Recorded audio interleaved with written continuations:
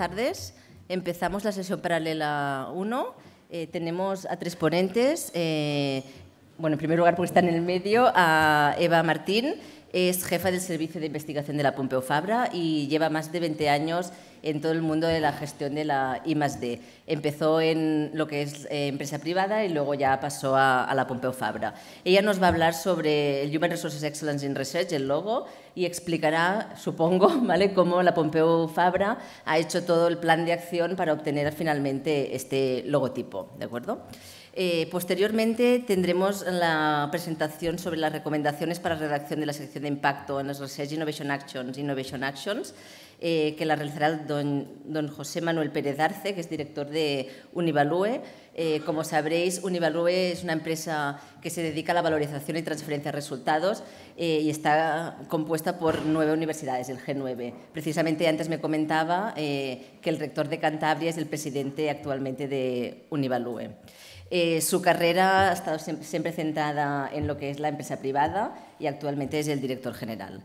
Y finalmente tenemos a don Daniel García Jiménez de la Fundación La Caixa, que nos hablará de la investigación y desarrollo responsables. En concreto, desde la Fundación La Caixa están coordinando un proyecto del 7º programa Marco, si no voy mal, que un poco la idea es dar las tools, ¿no?, las herramientas adecuadas para que todos podamos desarrollar una investigación y transferencia socialmente responsables. Os prego a todos, como os he comentado antes, que seamos un poco breves porque vamos mal de tiempo. Muchas gracias y Eva, sí, cuando quieras. Espera que... Poso la presentació. 20 minuts o no? Bueno, si pot ser menos. Buenas tardes. Mientras se pone la presentación ya voy empezando para ver si hago más deprisa y así soy más breve. Voy a ser original, también voy a dar las gracias por haberme invitado a esta conferencia, a la que hubiese venido igualmente, o sea que igualmente hubiese tenido que aguantarme. Yo voy a explicar muy rápidamente y muy brevemente, al menos lo voy a intentar, el proceso relacionado con la estrategia de recursos humanos para investigadores. Al final de todo este proceso te dan el logo, pero lo que es importante es entender cómo llegas o cómo tienes que desarrollar este proceso para conseguir que te acrediten y que puedas demostrar que eres excelente en este tipo de ámbito. Espérate, por aquí. Aquí, vale. Yo he preparado una presentación pensando que en buena parte del público, de los que estáis aquí escuchándome, probablemente no estáis familiarizados con la estrategia. Por tanto, he intentado hacer una presentación que diría tapar todos los públicos. Es posible que alguno de vosotros ya lo conozcáis, por lo tanto, pues lo siento, pero si no hacía esta pequeña presentación, al menos de introducción de lo que era todo el proceso, os iba a un poco a ser difícil entender cómo hemos llegado a conseguir el logo. La presentación tiene 5 puntos. El primero de ellos que yo os quería explicar era cómo surgió la idea, porque bueno, realmente nosotros no teníamos una estrategia ni intención de desarrollar ninguna estrategia en el ámbito de recursos humanos, y menos yo que soy del ámbito de gestión de la investigación, que uno puede pensar, ¿qué hago yo, que me dedico a gestión de la investigación haciendo estrategias de recursos humanos? Pues un poco por casualidad, pero cuando analizas estas casualidades te das cuenta de que las casualidades siempre se deben a algunos hechos.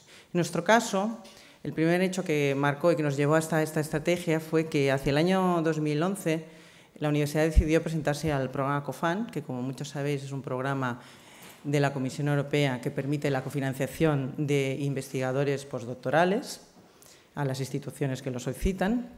Entonces nosotros vimos cuando estábamos preparando la propuesta que adherirse a una cosa que se llamaba, o 2 documentos, o una especie de estrategias que ellos tenían en la Comisión Europea, que se llamaban la Carta Europea del Investigador y el Código de Conducta para la Contratación de Investigadores, pues era bien visto desde el punto de vista de evaluación. El proceso era muy sencillo y lo únicamente que consistía era en adherirse mediante una carta en la que bueno, la universidad manifestaba su interés en seguir estos protocolos.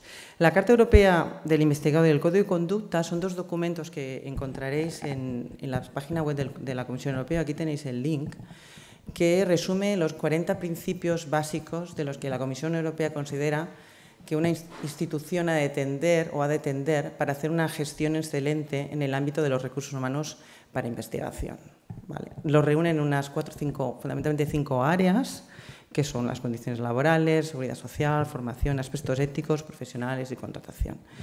Cuando nosotros nos adherimos, y esto nos dio bastante visibilidad porque aparecimos en la página web, además en el año 2011 había muy pocas instituciones españolas que formaban parte, que estaban adheridas a la Charter and Code. La Comisión Europea pues dijo, bueno, la Pompeu Fabra, pues ¿por qué no participa en lo que estamos montando nosotros? Que era una especie de grupos de trabajo para facilitar que las instituciones desarrollasen estrategias para adoptar esos 40 principios de lo que ellos consideraban hacer una gestión excelente de recursos humanos para la investigación. Entonces, nos contactaron desde la Oficina Europea y nos dijeron, oye, que la Comisión Europea está buscando instituciones, ya ha montado 2 grupos, va por el 3er grupo, ¿por qué no participáis vosotros en este grupo? No compromete a nada, igual que os habéis adherido a la Charter and Code, el hecho de participar en los grupos os va a dar más información de cómo funciona el proceso, pero no os va a comprometer a nada. Esto era una decisión, evidentemente, que como oficina de investigación no podíamos tomar, sino que implicaba pues, que la universidad decidiera querer participar o no. En esta fase tampoco comprometía mucho, era más que nada ir a las reuniones y ver un poco de qué iba. Lo comenté con la vicerrectora de profesorado, que además había sido la vicerrectora con la que habíamos preparado el COFAN, porque la había tenido vicerrectora de investigación, a ella le interesó el proyecto, el área de recursos humanos, en particular la vicegerencia de recursos humanos, le interesó también el proyecto y decidimos participar. Entonces me tocó bastante a mí, porque entre que era la Comisión Europea y que había que hablar inglés, pues dijo, Eva, ¿por qué no vas y representas tú a la universidad? Y dije, bueno, pues a ver si viene alguien más de recursos humanos. Y bueno, vino alguna vez alguien, pero sobre todo el peso recayó bastante sobre la oficina de europeos. Entonces ya estábamos adheridos y vimos que realmente entramos un poco a ciegas, y entonces vimos que era realmente donde nos estábamos metiendo. ¿Qué era la estrategia de recursos humanos? La Human Research Strategy for Researchers. En realidad es un proceso de mejora continua aplicado a la gestión de los recursos humanos en investigación.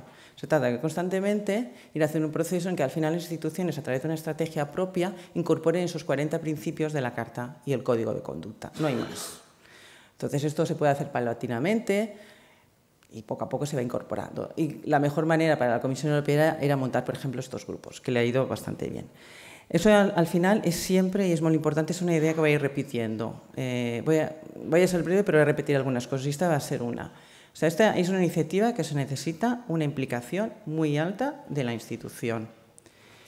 Si no está, pues bueno, al final yo creo que es una iniciativa que se va a acabar, a lo mejor se puede llegar a conseguir el logo, pero al final se va a acabar abandonando, ¿vale? Porque no es una oficina, no es una estrategia solamente de la Oficina de Europeos.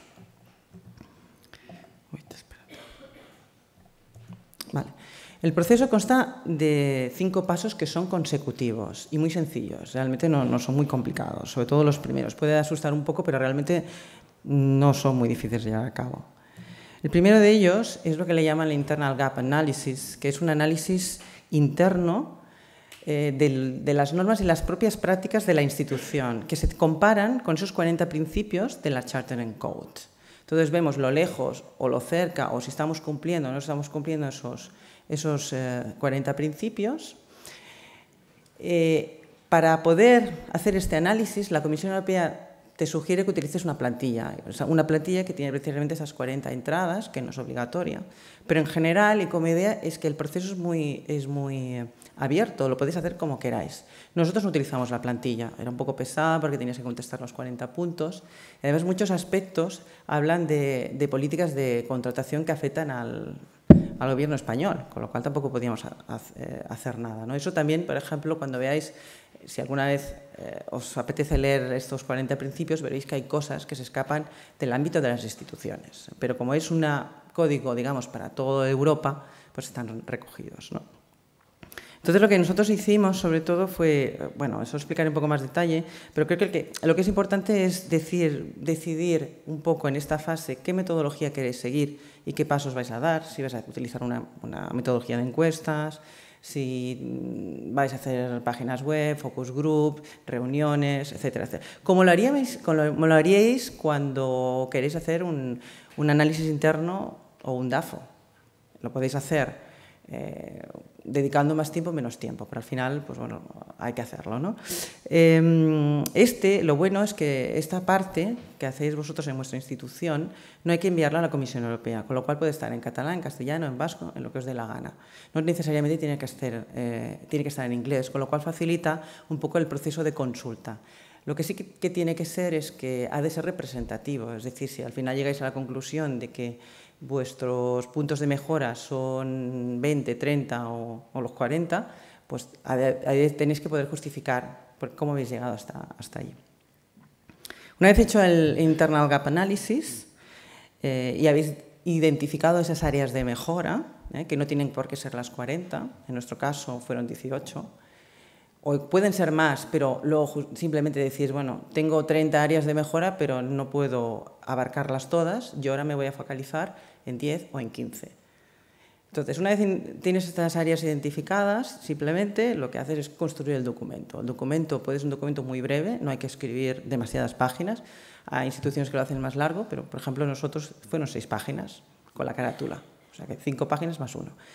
Entonces, es un documento que, bueno, como haríais cualquier documento de action plan, pero un poquito más resumido, pues describir cuáles son los objetivos que pretendéis alcanzar con ese action plan, una pequeña descripción de la institución, de tamaño, volumen, etcétera, etcétera,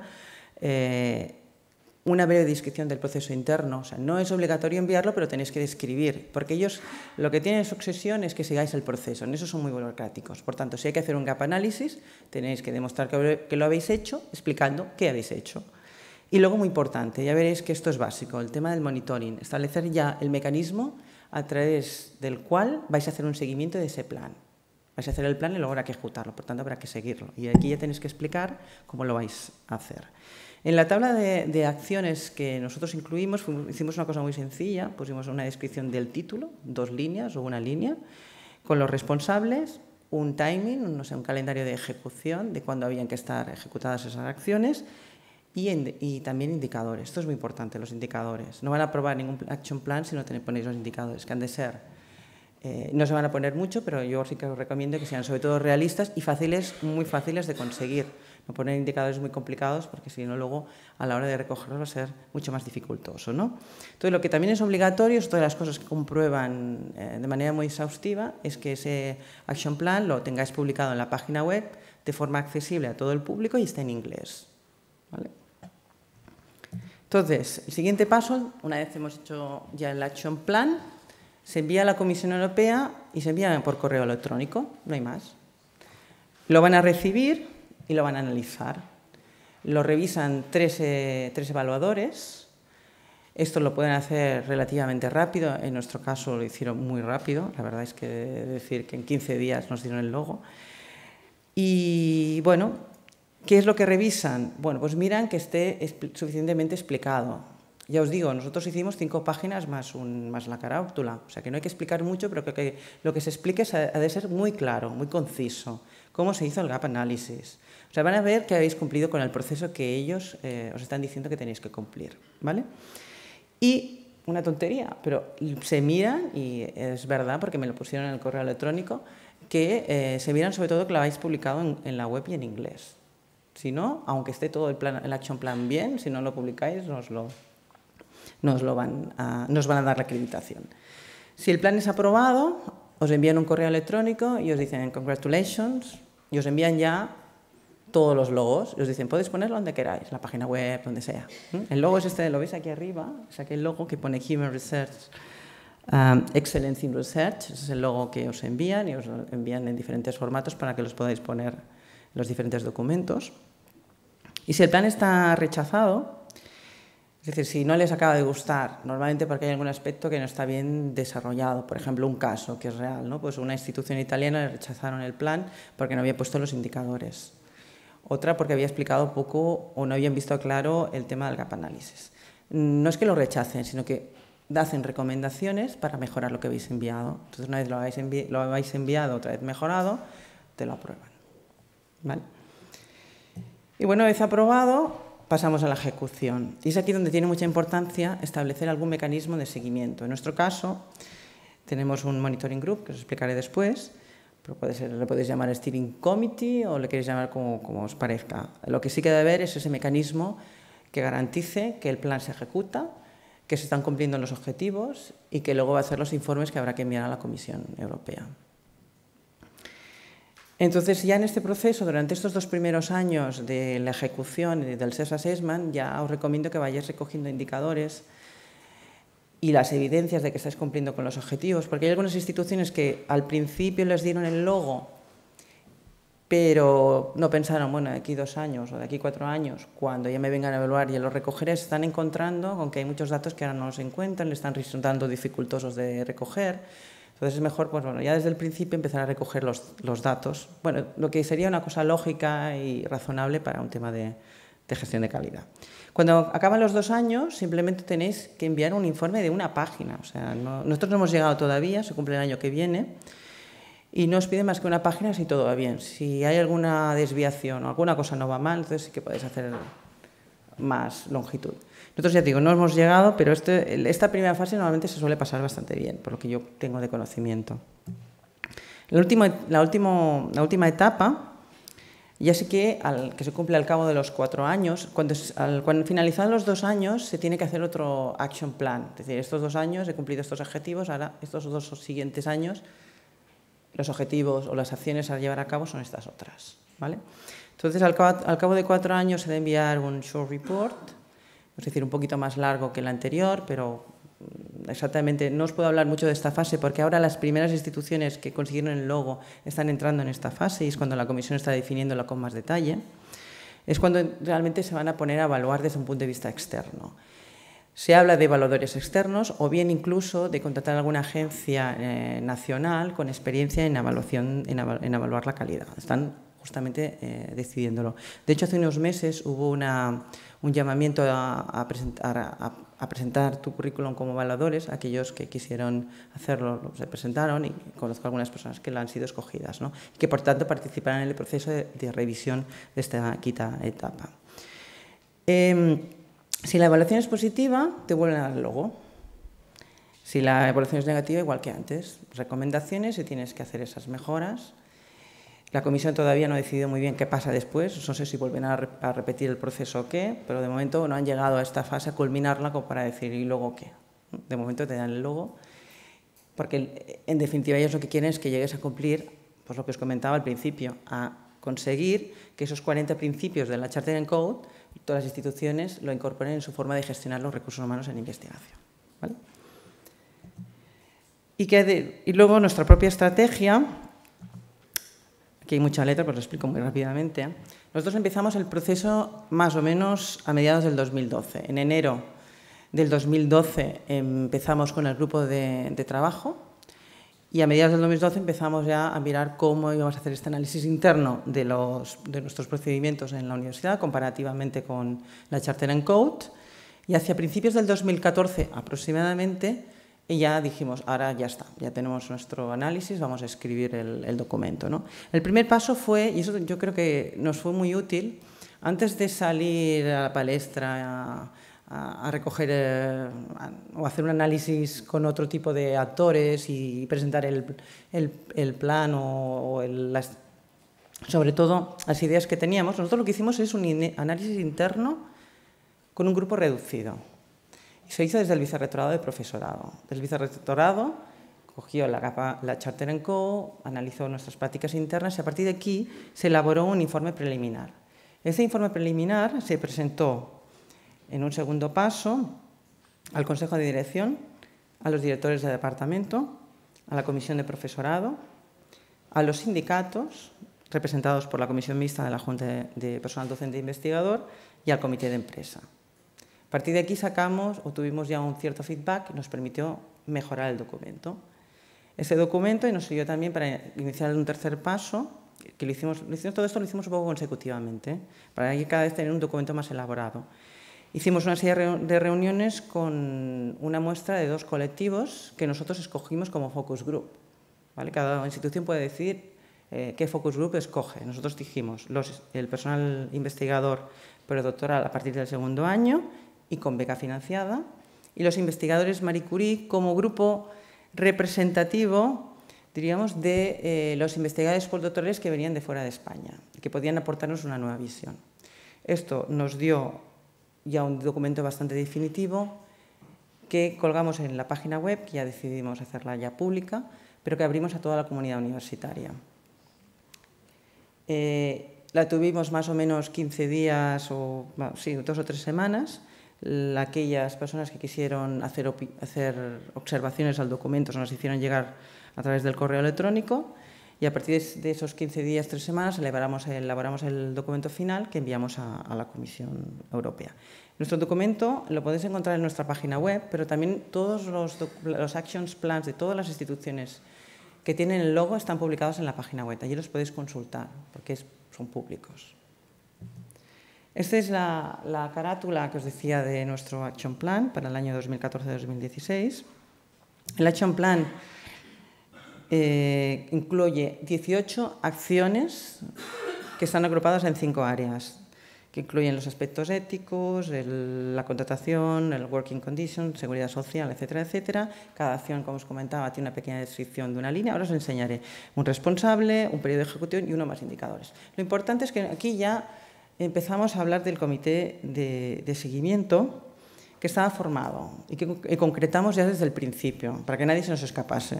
Liderado por la vicerrectora de profesorado, que era la que más interés tenía sobre todo en esta iniciativa, el vicegerente de Recursos Humanos, el jefe de servicio de PDI, un responsable de la unidad de evaluación y planificación, sobre todo para temas de organización, y yo misma. Nos reuníamos cada 6 meses para ver el seguimiento de las acciones, para ver cómo progresaba y en un futuro para ir desarrollando el nuevo plan 2016-2018. ¿Vale?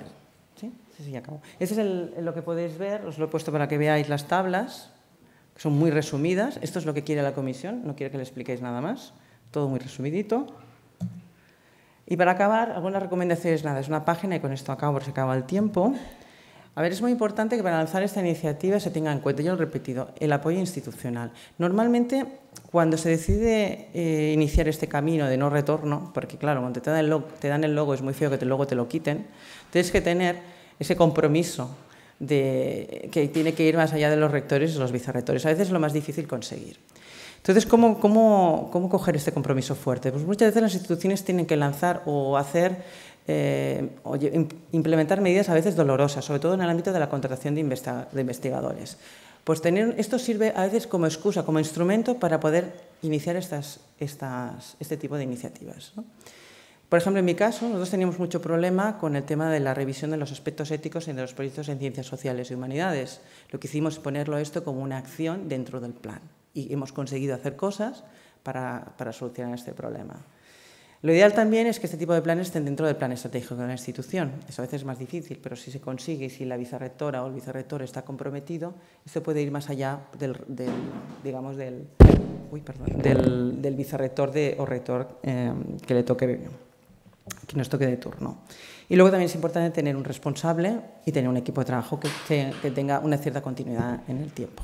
Bueno, se ha acabado el tiempo. Yo creo que si luego me queréis hacer alguna pregunta, como estaré aquí esta mañana, pues estaré a vuestra disposición. Espero no haberos aburrido mucho. Gracias.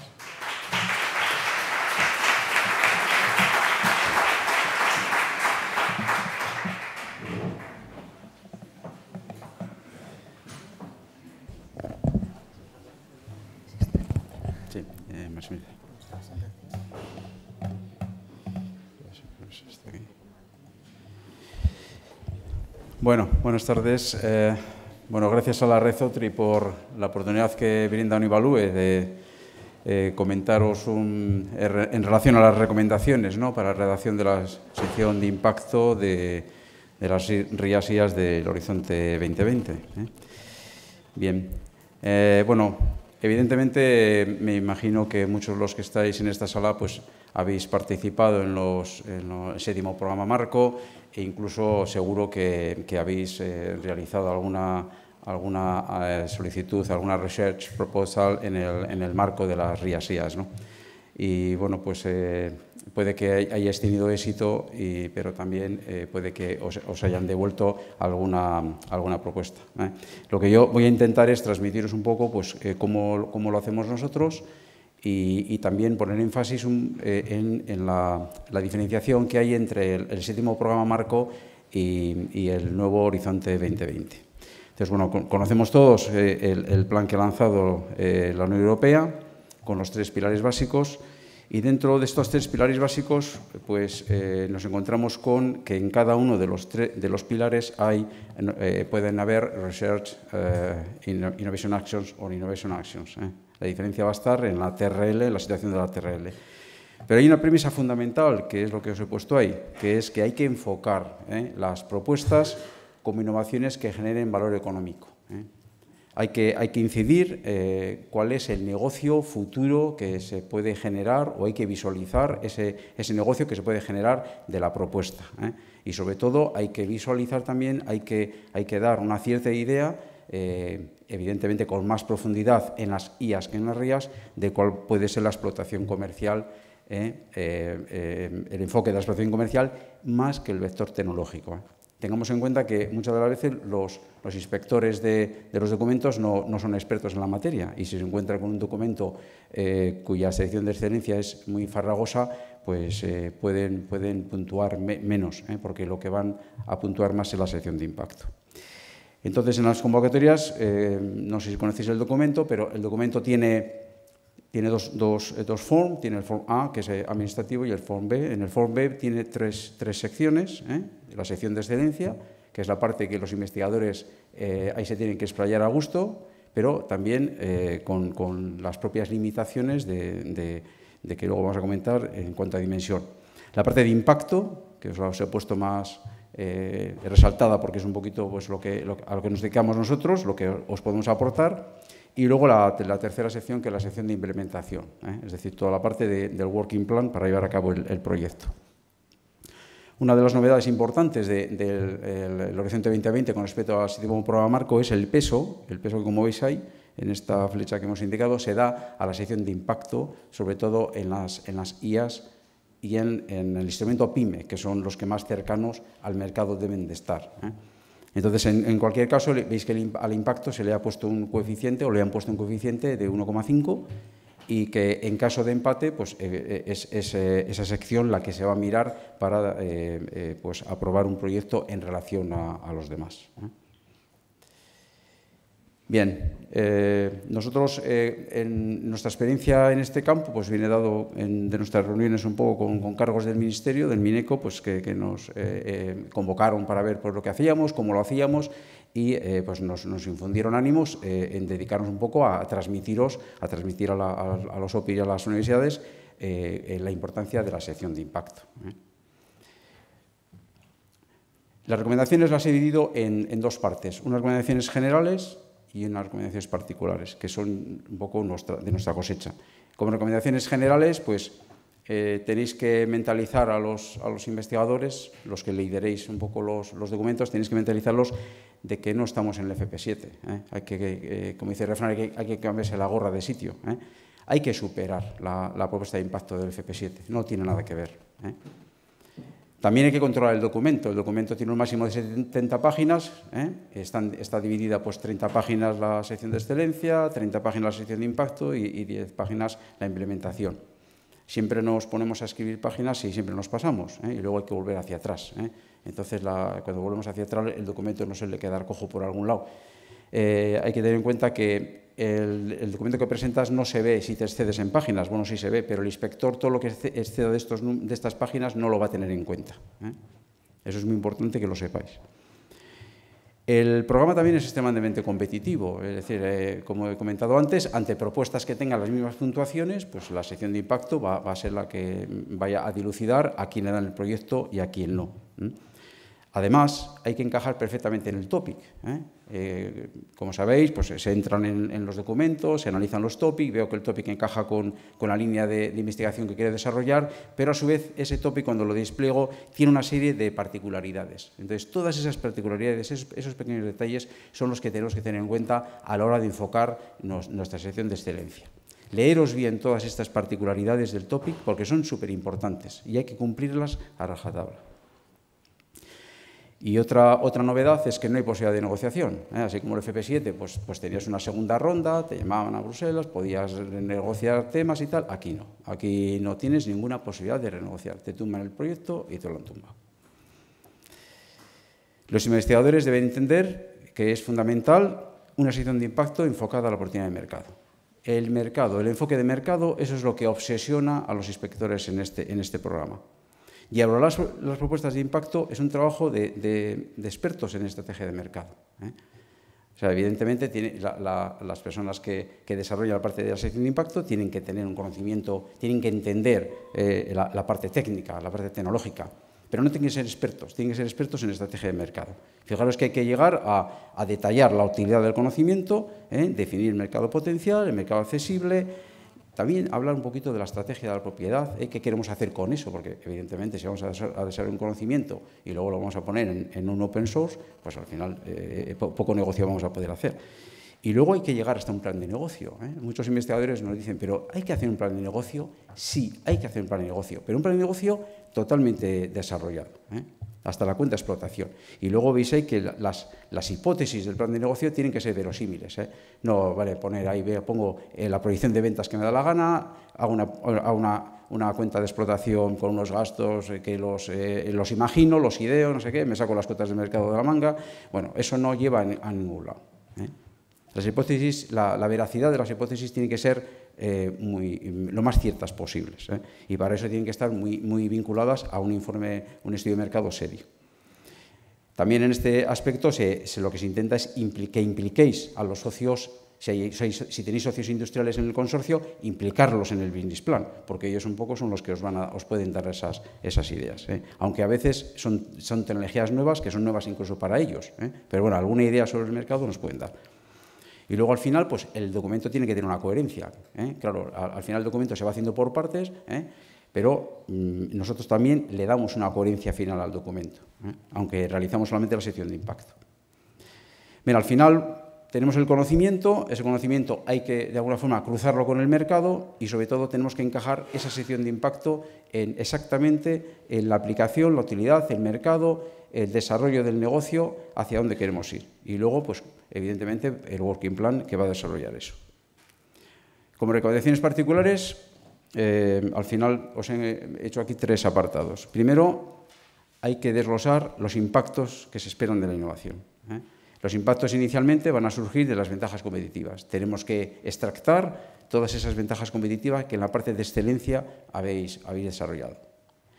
El procedimiento tecnológico, es decir, muchas veces en la parte de excelencia, pues los investigadores evidentemente se tienen que explayar a gusto diciendo, oye, mira, hemos analizado el estado de la técnica, bueno, pero hay que profundizar mucho más, porque muchas veces analizas patentes concurrentes, analizas tecnologías concurrentes, pero muchas veces te olvidas de que hay cosas en el mercado, y muchas cosas en el mercado que, aun no siendo lo mismo, pudiendo estar un poco por detrás, son igual o mucho más competitivas. Tienen una cuota de mercado, están en manos de multinacionales, por lo cual pues, vas a tener muchos problemas para poder penetrar en ese mercado. Procedimiento tecnológico, debemos tratar las ventajas competitivas y luego también, muy importante, no olvidarse que estamos en la Unión Europea. Muy importante que tenemos que demostrar que nuestro mercado no es regional, es un mercado paneuropeo, en la medida de lo posible e incluso extracomunitario, que de alguna forma proporcione también una consolidación del tejido industrial, tejido estructural de la Unión Europea. Y luego también, muy importante también, no olvidarse de todo lo relacionado con las ventajas medioambientales que pueda desarrollar el proyecto y las ventajas sociales. Tema de creación del empleo, reducción de la pobreza, igualdad de género, etc. Luego también analizar las debilidades y amenazas. Los inspectores están de alguna forma hartos de que les hablemos de las fortalezas y las oportunidades del proyecto.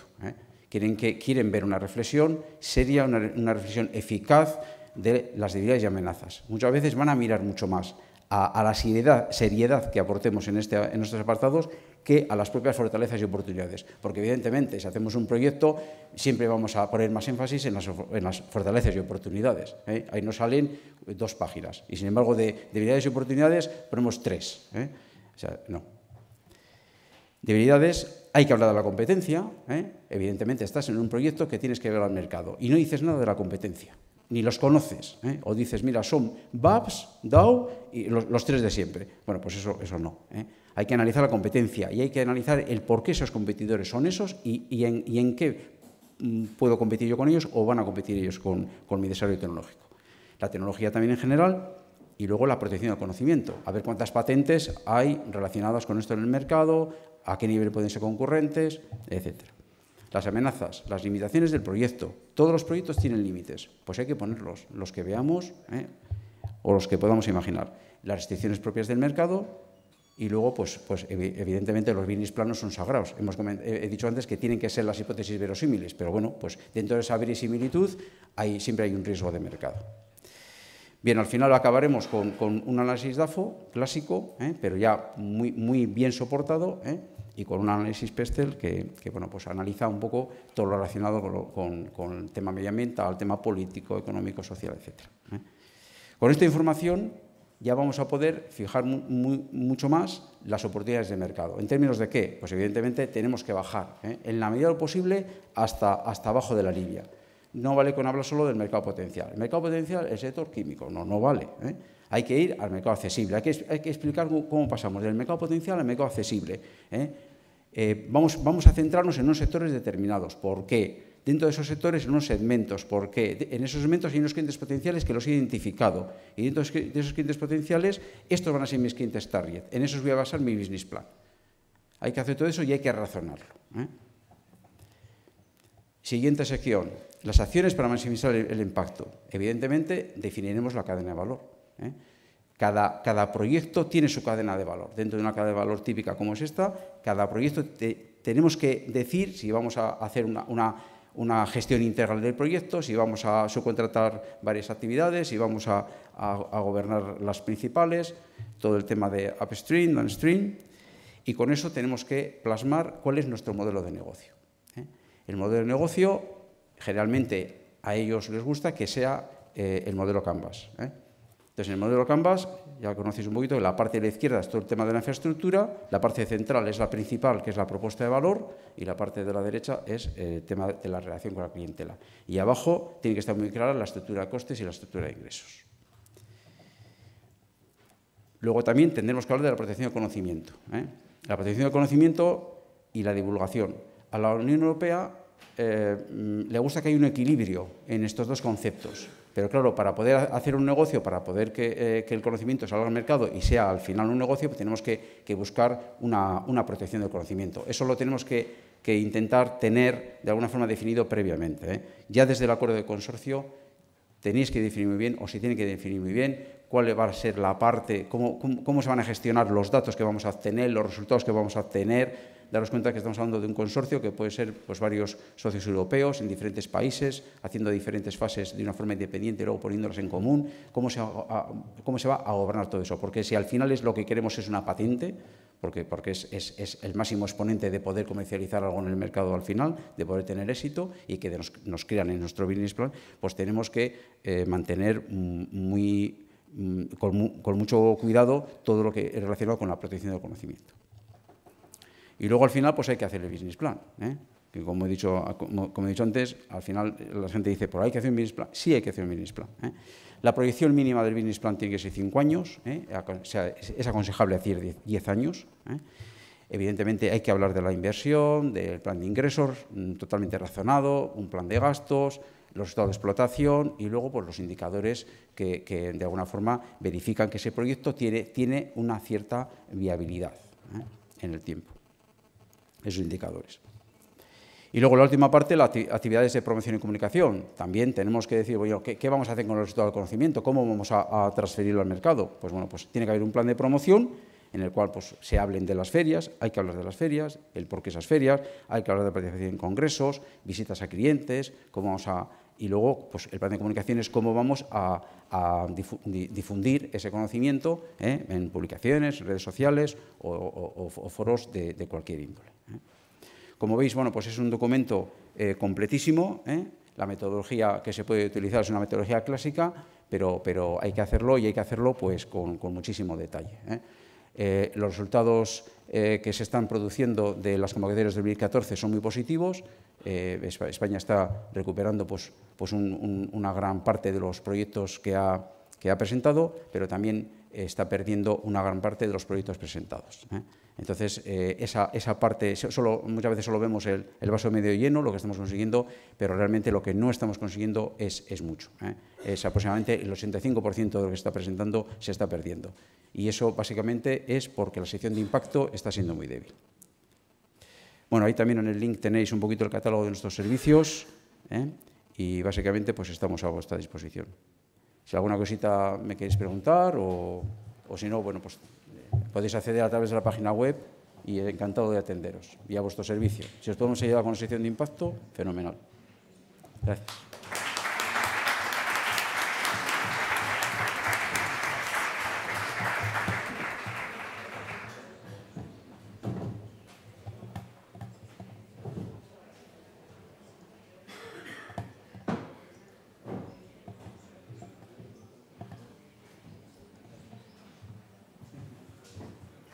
¿Tienes el...? Hola, buenas tardes. Estamos fuera de tiempo y además la siguiente sesión se llama Fun and Action. Así que yo no sé qué hago aquí, porque claramente la siguiente sesión sería mucho más interesante, pero yo vengo a complementar un poco lo que han dicho Eva y José Manuel y hablaros de investigación y desarrollo responsables. Que así a bote pronto, ¿cuánta gente ha oído hablar del término RRI o Responsible Research and Innovation? 4, 5, 6 personas en una sesión dedicada a proyectos europeos. Por eso estoy aquí. Porque es un tema europeo que nadie tiene ni idea. Básicamente, la primera pregunta que hace la gente cuando hablas de investigación y desarrollo responsable es ¿de qué estás hablando? Y la segunda es ¿qué quieres decir? ¿Es que yo no estoy siendo responsable? Obviamente sí lo somos, pero investigación y desarrollo responsables, o por las siglas en inglés RRI, es esto. Probablemente la mayoría de vosotros hayáis visto este artículo hace un par de semanas en El País. Se hablaba de las OTRIs, de su papel, y se hablaba también de cómo buena parte de la transferencia de conocimiento en España se drena fuera al exterior y otra se almacena en los cajones. Bueno, tiene mucho que ver con todo lo que vosotros hacéis. No os voy a contar nada que no sepáis ahora. Cuando la gente dice si somos responsables o no y si la investigación y desarrollo responsable significa que no estamos siendo suficientemente, bueno, estamos siendo, pero podríamos serlo más. Todos los que estamos aquí estamos convencidos del poder que tiene la ciencia y la tecnología de dar respuesta o al menos de mejorar en los grandes retos que tenemos planteados. Los defina la Comisión Europea, las Naciones Unidas o cada una de nuestras sociedades. Sin embargo, además de que los ciudadanos están convencidos de eso, 3 de cada 4 de los ciudadanos europeos opinan eso mismo. En cambio, 2 de cada 3 piensan que la ciencia y la tecnología nos está cambiando la vida demasiado rápido. Y más de la mitad nos piden más diálogo y más participación ciudadana a la hora de tomar decisiones sobre ciencia y tecnología. Por ahí va un poco la cosa cuando hablamos de RRI, de Responsible Research and Innovation, ¿no? de investigación y desarrollo responsable. Todos sabéis que solo mirando a la investigación que hacemos, que es estupenda y que tiene muchísimas aplicaciones, a veces nos hemos dado de bruces con la opinión pública. Algunos ejemplos están ahí y otros muchos os pueden venir a la cabeza. La cantidad de tiempo, de esfuerzo y de dinero que se ha invertido en temas como los transgénicos para después encontrarnos un rechazo frontal de la sociedad nos hacen repensar un poquito cómo deberíamos plantearnos esto para que tengamos una mejor aceptación, ¿no? y estemos más alineados con lo que la sociedad necesita. Además, todo esto se ha traducido en la parte de los investigadores en una presión brutal por publicar. Y con ello también de la mano, aunque no solo, con temas de fraude científico, de malas prácticas, de malas conductas. Esto es una noticia de hace una semana. 28.000 millones de dólares se destinan a ensayos biológicos que no se pueden reproducir. Esto es un problema, lógicamente. Si creemos en el desarrollo de la ciencia y la tecnología, tenemos que paliar de alguna forma esto. Probablemente la mayoría de vosotros conocáis la brecha 10-90. El 10% de toda la inversión farmacológica en investigación se destina al 90% de las enfermedades que afectan a la población mundial. Eso socialmente tampoco parece muy equilibrado probablemente. Eso es un tema que también desde muchos sectores, no solo desde la sociedad civil, se reclama que debe cambiar de alguna manera. Tenemos un problema también de comunicación, por supuesto, bidireccional, no solo con la sociedad civil, sino con todos los agentes implicados en el sistema de ciencia y tecnología. Pero bueno, no todos son malas noticias. España en estos momentos, estábamos hablando de Horizonte 2020, ocupa el 5º lugar en cuanto al volumen de ayudas recibidas por ese plan. Estamos en torno al 9%. No está mal, pese a todos los tiempos que corren. Y como se ha dicho antes, el modelo está cambiando y cada vez más parte de la financiación viene de mano de Europa. Sin embargo, de todo esto, de los 3 pilares que hay, que estaréis familiarizados, y los acaba de comentar antes José Manuel, además de esos 3 pilares, hay una serie de pequeños programas adicionales, ¿no?, como ciencia y sociedad y demás. El tema de investigación y desarrollo responsables, en realidad, aunque aparece en principio circunscrito a la parte de ciencia y sociedad, por lo tanto a menos del 1% de Horizonte 2020, es un tema transversal a todo Horizonte 2020. Por lo tanto, afecta a todos los pilares. Y en realidad esto complementa lo que José Manuel estaba explicando. No solo cuando habláis de la sección de impacto, no solo cuando habláis de las opciones de mercado, tenéis que tener un poco en la cabeza esta idea de RRI, porque esto es lo que la Comisión Europea quiere implantar de aquí a 2020 en todos los programas. Y, de hecho, cada vez más está incidiendo en ello en las convocatorias que van saliendo año tras año. Muy bien. Y además de un tema transversal, exactamente en qué consiste. En parte, es un refrito de la propia estructura de la Comisión Europea. A nadie se le escapa que cuando la Comisión Europea habla de que la investigación y desarrollo responsable tiene estas 5 grandes dimensiones o pilares, en realidad son parte de las oficinas que tiene la propia Comisión Europea. Pero no solo. Hay una voluntad política, por supuesto, hay una parte dirigida desde la Comisión Europea, pero también somos conscientes de que hay unos problemas serios en muchos de estos campos. Sabemos que el tema de género no es baladí. No es solo una cuestión de recursos humanos, no es solo que la mujer no esté suficientemente equilibrada en cuanto a oportunidades, es también que las investigaciones no representan igualmente las muestras de ambos géneros. Y eso es un problema a la hora de resultados en todas las ciencias biomédicas, por supuesto. Es también un problema, como os decía antes, de fraude científico, de malas prácticas y demás, que también hay que responder a la hora de realizar una propuesta de investigación. José Manuel hablaba del tema del acceso a la información. Ya no se habla casi de Open Access, ya se habla casi de Open Science, de ciencia abierta. Esto es un tema también que está tomando más fuerza. Son nuevos tiempos, cada vez más hay información compartida y esto también hay que considerarlo a la hora de escribir propuestas y a la hora de implementar proyectos de investigación. Y claro, si estamos hablando de OTRIS, hay una parte fundamental que es educación, de la cual no os voy a hablar porque sois vosotros los expertos, y hay una parte también, no menos importante, de involucrar al público.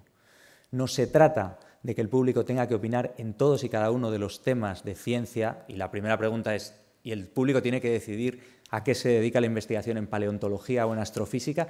No, no va exactamente por ahí, pero sí, como os decía, un poco más alinear a todos los agentes que hay en el sistema.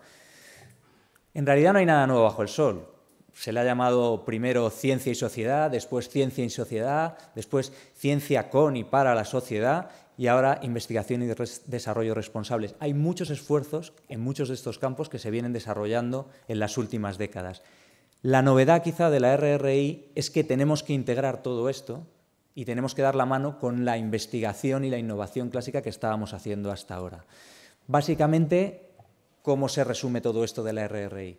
Tenemos que implicar no solo a las universidades, no solo a los centros de investigación, no solo a la parte de educación, de investigación y, como decía José Manuel, a la parte de innovación y de mercado, también a la parte de sociedad civil y también a los que toman las decisiones. Uno de los fundamentos de la RRI para la Comisión es que produzcan un cambio no solo institucional, como se estaba comentando antes, y Eva decía, se necesita el apoyo institucional. Sí, pero es que además se persigue un cambio estructural.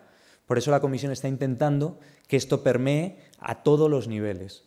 Antes decíamos que España era Europa y que había que considerar ya totalmente el mercado paneuropeo. Bien, pero es que además se tiene que considerar a todos los niveles, desde los ministerios hasta las autonomías. La Comisión está intentando meter esto de la RRI poco a poco.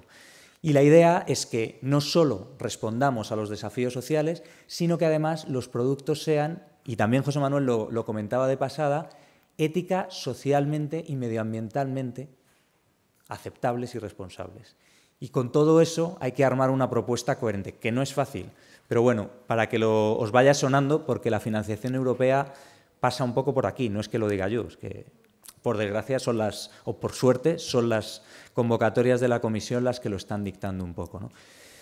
Todo esto está bien, son palabras bonitas, pero en la práctica, ¿en qué se traduce? Bueno, hay diversos ejemplos, como por ejemplo, sobre todo en Centro y Norte de Europa, pero en realidad estamos recopilando ejemplos por toda Europa de iniciativas que ya se han llevado a cabo teniendo en cuenta a estos agentes, teniendo en cuenta estas diferentes perspectivas para evitar ese rechazo del que hablábamos y para conseguir que el proyecto de entrada tenga una aceptación generalizada. Fuera de Europa también. Se habla sobre todo de innovación responsable en Estados Unidos, pero este es un póster, por ejemplo, de la Comisión de Nanotecnología. Lo nano ahora está en todas partes.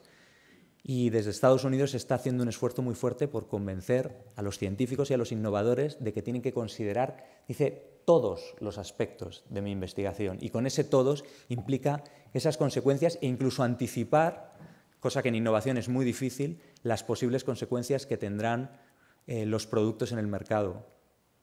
¿De acuerdo? Hay muchas cosas que realmente ya han hecho cosas similares a la RRI.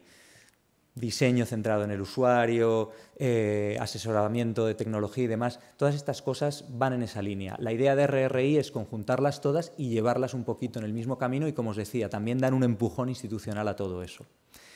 ¿Cómo llevamos esto a la práctica? Nosotros estamos desde Fundación La Caixa codirigiendo un proyecto de los muchos proyectos que hay ahora dedicados al RRI. En nuestro caso, RRI Tools, la idea es dotar de recursos a todos los que tenéis que implementar esto, hacerlo realidad, pasar de las palabras a los hechos, ¿no? La idea es que, por un lado, hemos recogido buenas prácticas que se llevan haciendo desde hace años en diversos sitios de Europa. Por otro, hemos preguntado a todos los agentes implicados en Europa y, a partir de ahí, hemos recopilado una serie de recursos que intentamos poner a disposición de todos vosotros para que podáis llevar a la práctica la RRI. Es un consorcio formado por 26 instituciones, un proyecto de 3 años que terminará en diciembre del año que viene, instituciones de todos los sectores, y lo que hemos realizado en el primer año ha sido una consulta paneuropea. Cerca de más de 400 instituciones han participado, en el caso cubriendo, como os decía, todos los sectores: educación, innovación, investigación, toma de decisiones y sociedad civil. En el caso de España, tenemos nodos por 30 países de Europa. En el caso de España, el nodo español está liderado por IRSI Caixa. Forman parte de él la FECIT y COSTE, pero además a cada una de estas consultas han acudido más de 20 instituciones diferentes de todos los sectores. Con toda la información que hemos recopilado y teniendo en cuenta que cuando hablamos de investigación estamos hablando de una comunidad muy amplia, no solo los investigadores, no os lo voy a decir a vosotros, lógicamente, que estáis aquí, y que cuando hablamos de educación es lo mismo, y así con todos los sectores, el tipo de recursos básicamente varía mucho, pero por un lado va a haber gente que entre a esta caja de herramientas que estamos preparando desde un punto de vista puramente institucional y organizativo, pero también a individuos, desde gente de sociedad civil a estudiantes, pasando por investigadores principales que se van a dirigir. La idea es que esa comunidad de práctica esté etiquetada de acuerdo a unos intereses que ellos mismos deciden como usuarios, y a partir de ellos les ofrecemos documentación, les ofrecemos casos prácticos ya realizados que les puedan ayudar a adaptar esos casos a su propio contexto cultural, regional y demás.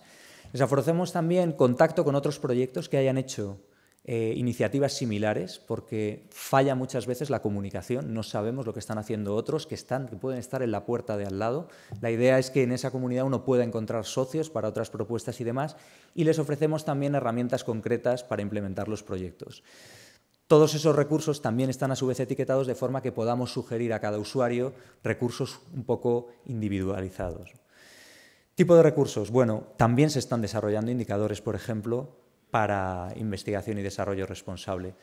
Este tipo de documentación, que está por supuesto disponible, pero que es muy difícil simplemente con Google encontrarla toda. Nosotros intentamos recopilarla de una forma sistemática y ponerla a vuestra disposición para que sepáis de qué van los distintos aspectos de la RRI y cómo los podéis incardinar en vuestro propio trabajo. Prácticas inspiradoras. En cada nodo hemos recogido prácticas. En el caso de España se han recogido, por ejemplo, 10 prácticas que se ha hecho un análisis detallado de qué es lo que se estaba haciendo. Porque, como os decía, no hay nada nuevo bajo el sol y lo mejor es saber un poquito qué es lo que están haciendo los vecinos para ver si uno lo puede adaptar a su propia realidad. En cuanto a los proyectos, la idea es incluir proyectos no solo de nivel europeo, sino también de nivel nacional y regional. La cuestión es que uno pueda encontrar socios allí y que dentro del paraguas de la plataforma de RRI Tools uno encuentre los socios más adecuados para cada iniciativa. Y finalmente, en cuanto a los recursos concretos, las herramientas van desde herramientas de formación. Hoy en día hay muchos cursos de formación. Se comentaba antes cursos de formación para parte del personal. Hay temas de innovación responsable y cursos también. Herramientas para implementar en temas de innovación. Bueno, probablemente la certificación no resulta extraña. El concepto de User Driven Innovation tampoco resulta extraño. El concepto de Science Shops, hay quien lo conoce, hay quien no, desde las universidades. Es algo que en Europa y en Centro Europa y en los países nórdicos está muy extendido, esta idea de oficinas de universidades dedicadas a responder directamente a cuestiones de investigación planteadas por los ciudadanos. Por supuesto, herramientas de autoevaluación que ayuden a saber por dónde vamos y cómo podemos mejorar nuestro propio desempeño en diferentes herramientas de comunicación y de diseminación de los resultados a diferentes niveles, incluidos a los que toman las decisiones. Si queremos producir un cambio estructural, tenemos que convencer también a aquellos que están diseñando las agendas, ¿no? Y la idea también es que esas agendas dejen de estar diseñadas por una única voz, ¿no? Y también hay portales ya dedicados. Todo esto, la idea es que existe, pero nosotros facilitaroslo a medida de lo posible y ponéroslo a vuestra disposición de una forma un poco digerible y fácilmente accesible para vosotros. Con todo esto, únicamente insistiros una vez más. La RRI cada vez está saliendo más en las diferentes convocatorias de Horizonte. De hecho, sin nosotros pedirlo, también a menudo se menciona explícitamente que se ligue con los esfuerzos que estamos realizando desde RRI Tools, las propuestas para convocatorias diferentes. En concreto, por ejemplo, la Pompeu comenzará en octubre. El proyecto HEIRI, que está destinado un poco a engarzar el concepto de RRI dentro de los currícula de educación universitaria. En realidad hay muchísimas más convocatorias. Y únicamente resumiros diciendo que somos un proyecto paraguas. La idea es ayudaros a los que realmente tenéis que poner en práctica todo esto, que no se quede en palabras, facilitaros los recursos, y por eso nos vendría muy bien que desde el primer momento en que esté público la primera versión del Toolkit, que estará en noviembre de 2015, nos hagáis llevar vuestras sugerencias de qué es lo que necesitáis que haya allí, qué es lo que echéis en falta y, por supuesto, si vosotros mismos habéis desarrollado recursos o queréis dar de alta vuestros propios proyectos, organizaciones y demás, sois más que bienvenidos. La idea es que os sirva a vosotros. Al final, este proyecto termina en diciembre de 2016 y a partir de ahí es la comunidad de práctica la que decidirá si resulta útil o si lo dejamos morir. Muchas gracias por vuestra atención y si tenéis alguna pregunta.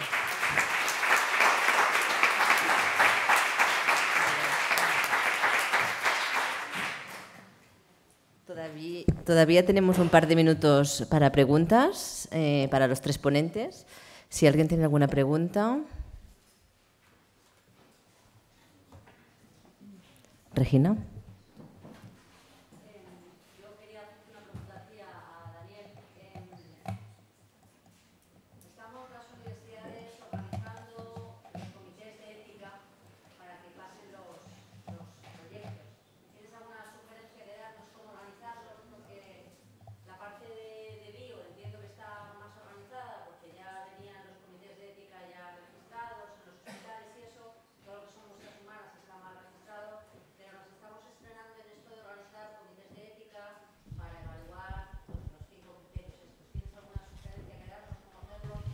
Yo personalmente no, porque me es imposible ser experto en los 6 campos que abarca RRI y los cinco grupos de actores, ¿no? O sea, nosotros Nos excusamos malamente diciendo que son muchos aspectos para poder ser experto en todo eso. Lo que sí estamos es recogiendo prácticas de cómo lo hacen otros centros, por ejemplo, en el Reino Unido y demás, qué códigos de conducta han establecido y demás, para que eso pueda ayudar, porque lógicamente un código de conducta es válido para un comité de bioética, es válido para una cierta universidad, pero luego hay que adaptarlo en cada contexto, ¿no?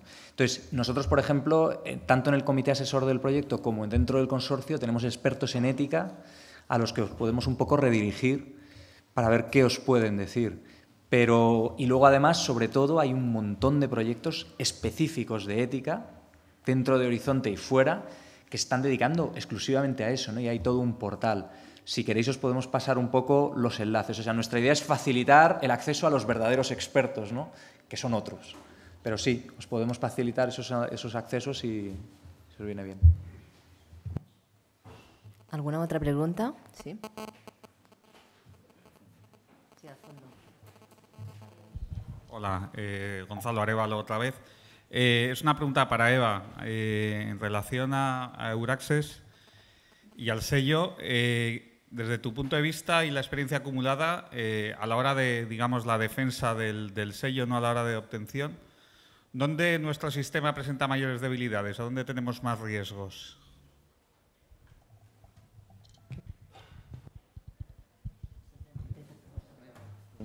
Vale.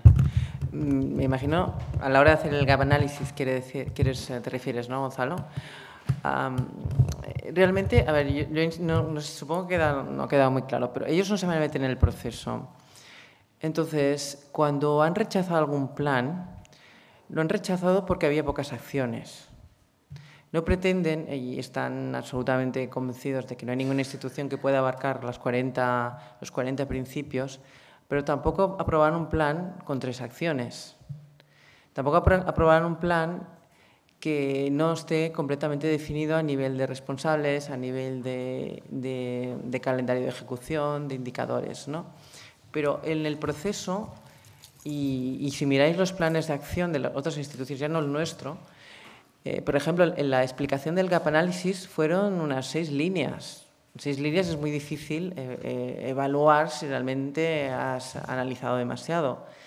Entonces, yo, desde mi punto de vista, el gap analysis ha de ser muy adaptado a las capacidades de tu institución. Es decir, no abarcarse en hacer un análisis interno demasiado ambicioso. Eso es lo primero.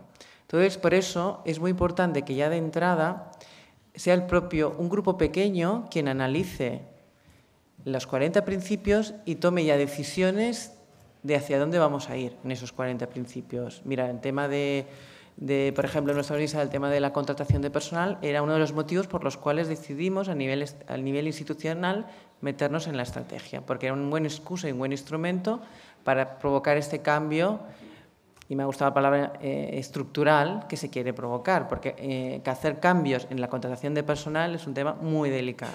Entonces, esto nos sirvió. Entonces, esto ya es un paquete importante. Entonces, esto es lo primero. O sea, para no morir el intento es que a nivel institucional haya un grupo liderado especialmente por algún vicerrectorado o alguna vicegerencia y que haga un pequeño documento de gap análisis, muy borrador, y lo empiece a presentar. Y a medida que lo vaya presentando, lo que os vais a encontrar es que os harán pocos comentarios, es la realidad. Se presentaron a los directores de departamento y no hubo muchos comentarios. Se presentaron a los sindicatos y tampoco. Hicimos las reuniones con los investigadores predoctorales, postdoctorales, y el trabajo fue nuestro para que vinieran más de 2 o 3 personas. Lo abrimos a la comunidad universitaria, hicimos difusión y nos llegaron 2 correos electrónicos. Pues ya lo dimos por validado el plan. Y es posible que esto os pueda pasar. ¿Y el interés? Bueno, pues el interés en estos temas, no sé si es un tema de España, es posible que en RRI también pase lo mismo, que no sea un tema que motive o estimule, pues cuando son temas que a lo mejor puedes ir desarrollando, pasar de puntillas y de repente tienes un plan aprobado y que lo vas a implementar y ya no se pueden quejar porque está aprobado. Y cuando decía además que el logo es un camino de no retorno, porque o sea, es un compromiso.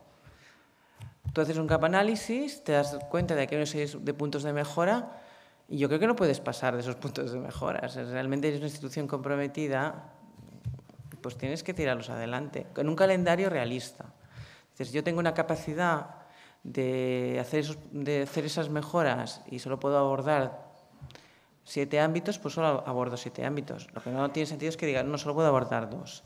Entonces, la comisión, estos son muy sensibles porque lo que quieren es animar a que las instituciones inicien este proceso, porque ellas saben que en un momento iniciado es muy difícil que luego se abandone. Por eso cuando desarrollaron o cuando empezaron a difundir todo el tema de la Carta Europea y el Código de Conducta, vieron que no era suficiente y por eso abrieron los grupos de trabajo para desarrollar la estrategia de recursos humanos. Resumiendo, porque me he enredado mucho, para responder, yo creo que un punto muy importante es el gap análisis y que haya un grupo representativo que elabore este borrador y luego lo presente. Yo no me complicaría mucho precisamente en esta fase. Montaría también un buen grupo de seguimiento, de monitoring, y eso sí, a rajatabla, cada 6 meses reunirse y ver cómo avanza y recogiendo un poco los datos. No es un proceso muy complicado, al menos yo no la experiencia que yo tuve. Cuando enviamos el documento, teníamos justo una reunión, la última reunión del grupo institucional en Heraklion, lo envié justo antes de ir, me dijeron no os lo puedo revisar y a la vuelta de la semana os dijeron que estaba bien, o sea que realmente se lo miraron en una semana y en una semana os lo aprobaron. O sea, si tenéis intención de iniciarlo, solamente con que tengáis un poco de precaución a la hora de diseñar este gap análisis, no ser excesivamente ambiciosos ni tampoco quedaros cortos. Yo creo que no tenéis que tener ningún problema. Vale. Allí detrás había una pregunta, Ignasi. ¿Sí? Ignasi puede decir algo más, porque él también tiene el logo, ¿eh? Está ahí al lado muy callado, ¿eh? Él a lo mejor lo ha vivido diferente. Ignasi Salvador, de la Rovira y Virgili en Tarragona. Sí, además me acaban de nombrar también evaluador de la comisión. Por esto, o sea, los que vais a empezar, no os vamos a evaluar, porque yo soy español y no nos van a dejar evaluar a instituciones, pero sobre todo incidir que lo que nos están diciendo la Comisión Europea es tenéis que hacer mucho hincapié en todo el proceso. Cómo hacéis el proceso de hacer el gap análisis, eso es lo que os vamos a evaluar. O sea, que los que os vais a meter en todo esto tendréis que explicar muy bien el proceso, ¿vale? Yo tengo una pregunta para cada uno de vosotros. Se pueden responder muy rápidas. Eva, ¿hasta qué punto tú crees que tener el logo os va a ayudar a obtener más proyectos del Horizonte 2020? Parece ser que las Marie Curie o tienes el logo o no tienes por qué de esto. Es una strongly recommended tener un logo para acceder a las Marie Curies en todas sus facetas. Segundo, el tema del toolkit. Igual me he perdido la respuesta a la pregunta de Regina.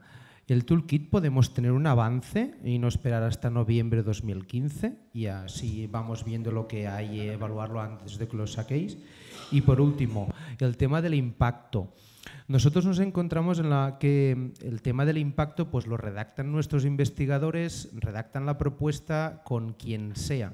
Recomendación, o formamos nuestros investigadores para que también sepan hacer la parte de impacto, o directamente los subcontratamos a alguien que haga la parte de impacto. Gracias.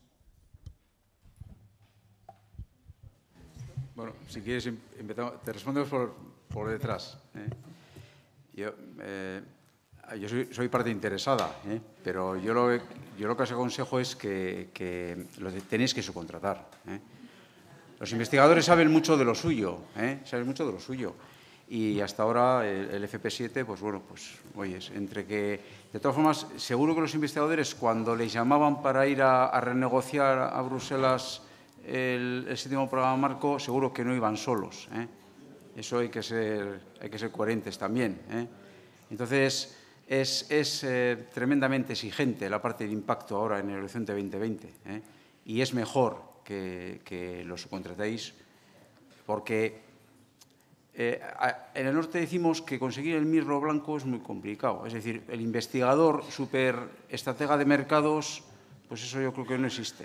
Entonces el investigador es muy bueno en lo suyo, muy bueno, y yo diría que tiene que dejar la parte de impacto en manos de profesionales. Os jugáis mucho dinero, además, muchísimo dinero. Yo por eso digo que no hay... El coste de un consultor es infinitamente pequeño en comparación al retorno que podéis tener de cualquier programa Horizonte 2020. ¿Te he contestado? Bueno, en relación al strongly recommended, hombre, la respuesta tendría que ser que sí, no porque si strongly recommended quiere decir, pero yo creo que la diferencia, si la propuesta es buena, una Marie Curie saldrá.